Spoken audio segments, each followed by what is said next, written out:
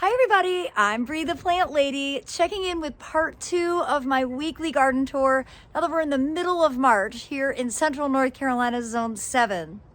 Now it's a little bit breezy, it's much cooler today. We did get below freezing last night, but as I predicted, no serious damage.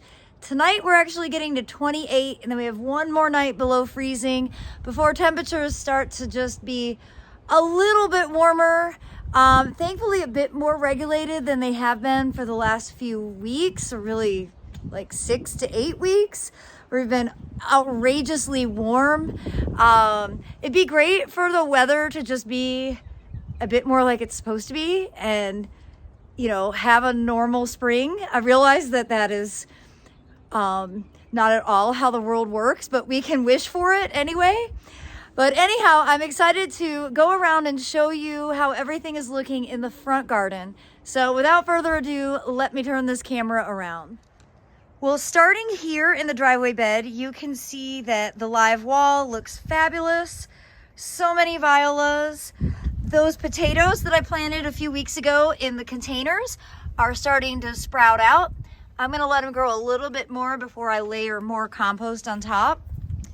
Now, when I came home from Arkansas, it was raining and this pot of rye was just like flat to the ground. It looked terrible and I was like, oh no. But I'm pleased to see that it is more upright today. And I'll say, Sophia loves playing with these kind of low stalks as they blow in the wind. And that's like reason enough, I think, to grow a pot of rye just for your cats to enjoy. You can see this side of the grain wall is looking good. At this stage, the grains are basically indistinguishable, except that I want to show you there are some oats that are starting to actually set seeds in the top layer. So I can't wait to have all the different grains here in flower so that you can see like one visual what they all look like. All the containers here looking good. I'm amazed at how the strawberries are already flowering and actually starting to set fruit. I'm not covering these. I think the ground is more than warm. So even with 28 degrees, I don't think these will have any damage at all. And as you can see, the seeded poppies, this was done on January 3rd. These are looking great. Remember, I'm not thinning them. Just gonna let them fight it out to the end. And I ended yesterday's garden tour with us covering these blueberries. And I just wanted to note, no damage whatsoever. But it's important to remove the cover during the daylight so that the heat doesn't get trapped, because that can be equally damaging, extreme heat, just as extreme cold can. So tonight, we'll go ahead and put the bags back on top. We'll do that for the next 2 nights and any night that we have in the future that's going to be below freezing. But I'm feeling good that right now, these blueberry flowers are undamaged and the bees are busy pollinating them. Now yesterday I also talked a bit about Lunaria, the money plant. Now I have a big stand in the backyard that's in its vegetative stage. These here are going to be blooming soon. You can see they have elongated, they have a stalk, and soon they will put out kind of bright fuchsia to purple flowers. And then of course it's the seeds that you know as the money plant. They're kind of translucent and round. Well, as I walk into the front cottage garden border, you see our strategically placed tomato cages with burlap on them, which is protecting self-sown sunflowers that are way ahead of schedule. I checked this one last night, did not damage it at all. You can see. So I'm just gonna leave this in place and we'll check it again tomorrow to see how they survive 28 degrees. You can see another bachelor button plant has started to open. This one here has a couple flowers blooming on it. And Sophia wanted to be a part of the tour, everybody. And lots of bachelor buttons look like they are going to be opening. I see a lot of buds coming way ahead of schedule. But otherwise, I think everything looks fine, and I'm not worried about any of these plants in tonight's freeze. Again, if we were getting down into the low 20s, I would have a lot of anxiety, but 28, I'm not concerned about at all. On my list of things to do is to get these carex cut back because they're getting ready to start flushing new growth. You can see there on that Everillo. The new growth is so pretty. I just need to clean up all the old growth so that this bed will look a lot neater. The Iteas are starting to leaf out, and the Crinum are coming back into full swing. And overall, it's looking very springy.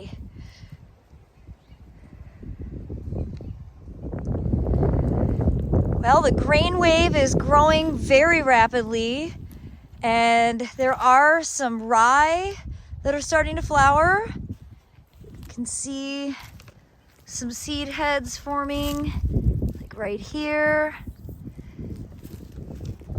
This is a mix of rye and oats. So far, it mostly looks like rye, so we'll just see. This is an ongoing mystery. Nevertheless, I love it. I love the movement in the wind, even though it's a cold wind today. Looking out on this definitely is bringing me a lot of happiness, and the cats love it. And at the end of the day, as a cat lady, isn't that really why I do everything?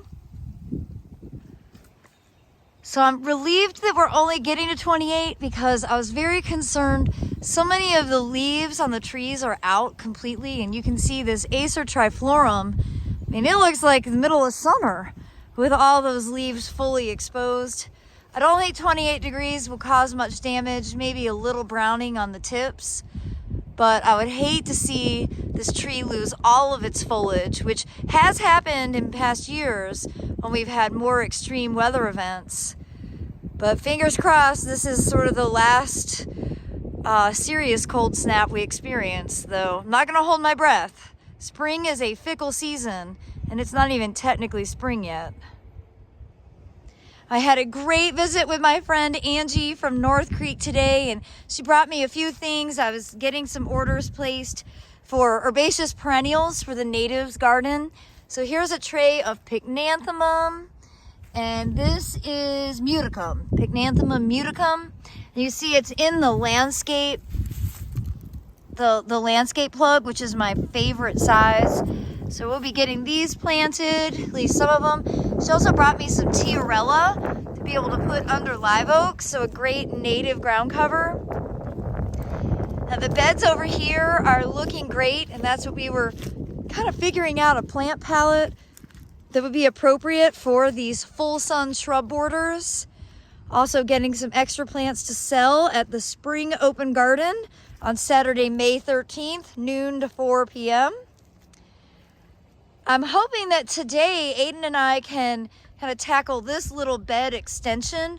They cut the sod, it's not rolling well. We're just gonna kind of dig it up and dump it, and then add some soil cube to the bed. And I'd like to go ahead and get a handful of native plants put in here, as well as doing some direct seeding.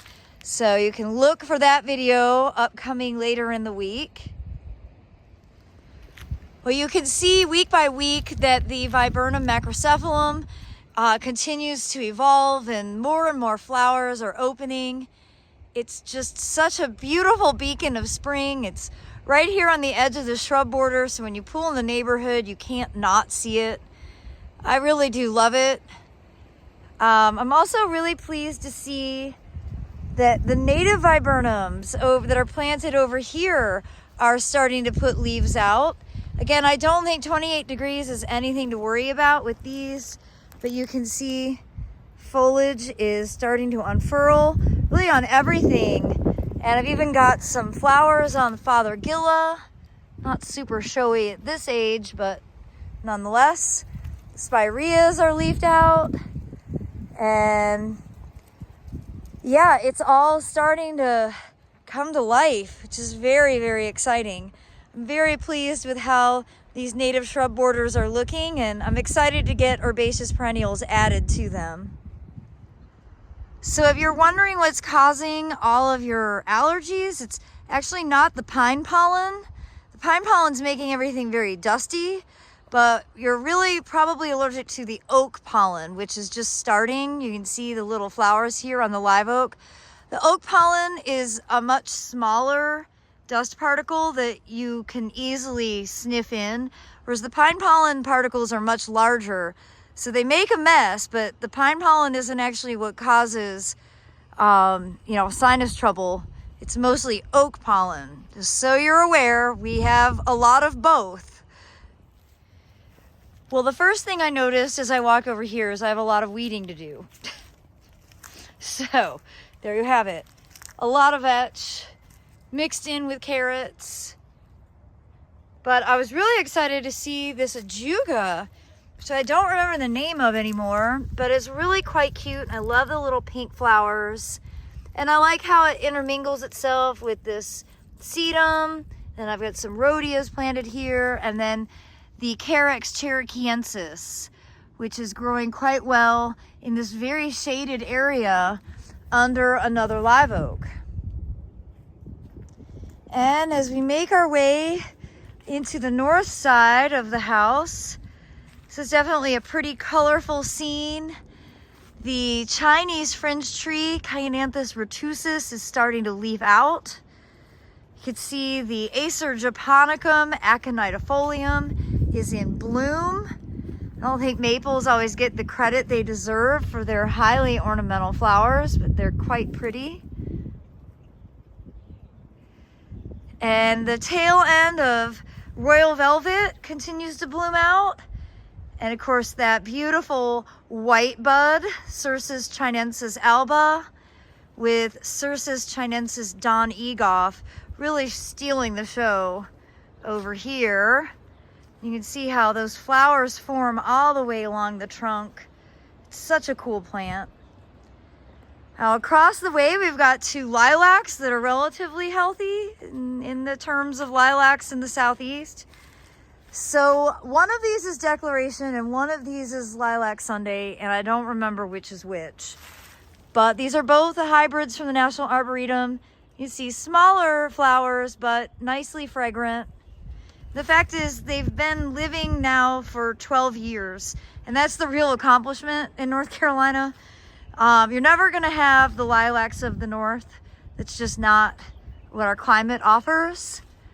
But if you're from the north like me and you desperately want some lilac fragrance, these are the two varieties that I'd recommend, obviously because I've had the most success with them.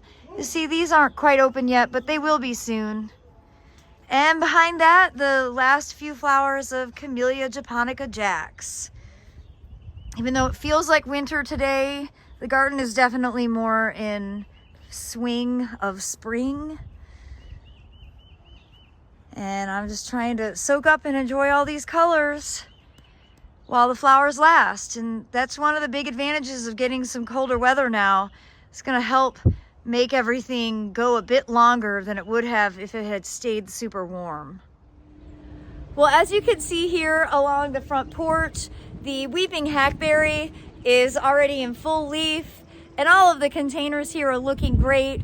Thankfully, the barley hasn't started to flower here yet, but I bet it's just a few days away.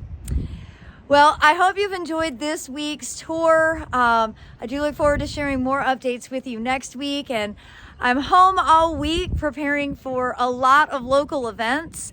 So please check out my website, breegrows.com. If you go to the upcoming events tab on the homepage, it'll show you everywhere that I'm going to be. You can click those live links to learn more about every event. And I look forward to sharing another update with all of you next week. Thanks so much for watching, everybody. Happy gardening.